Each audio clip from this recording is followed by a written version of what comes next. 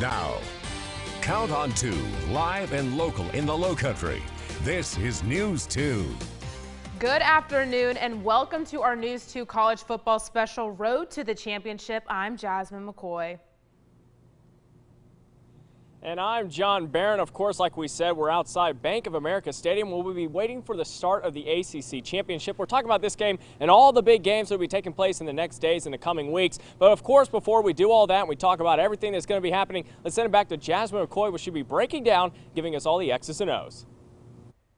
The Clemson Tigers have had quite the season this year, going 9-1 so far on the season and always sitting at the top of college football rankings. But Clemson is looking to claim their 6th consecutive ACC championship title tomorrow evening, along with some revenge. If we take a quick look at the past ACC championships, Clemson leads all ACC schools with the most at 19, and Florida State at a close second with 15. But as you can see, Clemson has won the last 5 in a row. In 2015, they took down the Tar Heels. In 2016, they defeated the Hokies, and in 2017 they really blew out Miami. 2018 flew past Pitt, and in 2019 they beat Virginia 62-17. But tomorrow, to claim another championship, they will have to rematch against the Fighting Irish. And the last time these two teams met on November 7th, Notre Dame took down Clemson 47-40 in double overtime without starting quarterback Trevor Lawrence. And Dabo talked about the mistakes his team made. Both teams just displayed incredible competitiveness, incredible heart, incredible will to win. I mean, it was unbelievable to watch. And in the end, we made a couple too many mistakes, and they made a couple more plays than we did. So congratulations to Notre Dame, Coach Kelly. I knew it was going to be a tough team. We've been doing this a long time, and I know we made a lot of mistakes, and we got a lot of things we got to improve on. But, man, I've never been more proud of the team.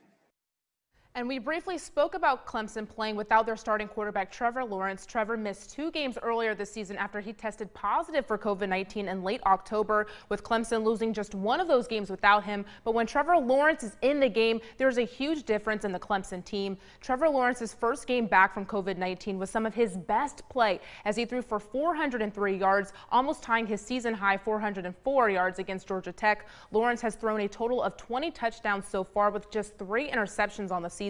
Trevor Lawrence spoke with media about getting to finally take the field against Notre Dame. Yeah, I mean, these are obviously this is the most important part of the season. You don't get here if you don't take it 1 week at a time. And I don't think I've ever played the same team twice. Maybe that's wrong. I don't know, but not off the top of my head. I can't remember. So that's special. And obviously, usually I'm on the good side of games. I'm on, we win.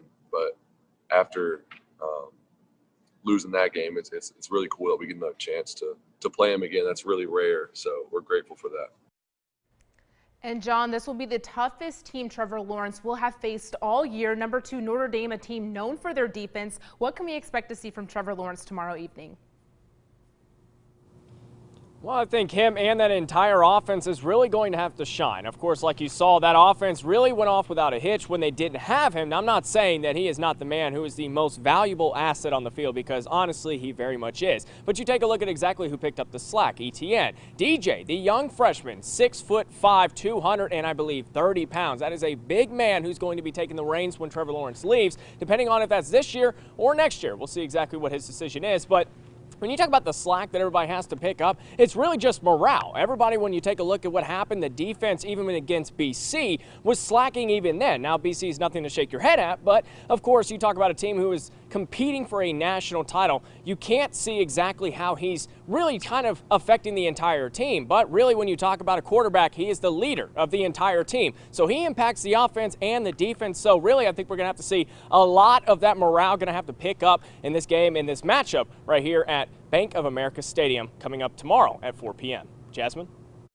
No, some good points you bring up. Another important thing to notice is the head coaches that will be trying to lead their teams into the right direction for an ACC championship title. Both Dabo Swinney and Brian Kelly have not only built a level of success within their programs, but they have also notable track records. Looking specifically at Dabo Swinney, in 171 games at Clemson, he has won 139 of them. Overall, he has 139 wins and 32 losses at Clemson. He has 16 career bowl game appearances and has won 10 of those. 2 national titles titles and 6 ACC championships.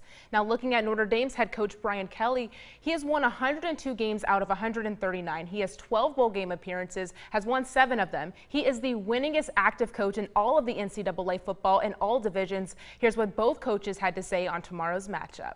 It's special. Very few coaches, very few players, get the opportunity to compete at the highest level, compete for a championship against a really physical group in Pittsburgh, similar as far as their ability to stop the run, and so that was a good challenge for us.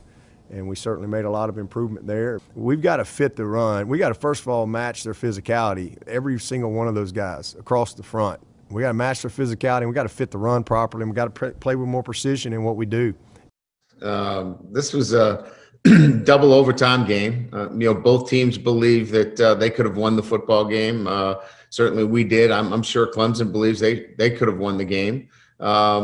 So from that perspective, I think, both teams leave with, feeling of confidence and really excited about the opportunity to be in the ACC championship. Our players are. I know our entire Notre Dame fan base is excited about this opportunity. Being on this opportunity doesn't come along very often at Notre Dame for playing for a conference championship. So should be exciting.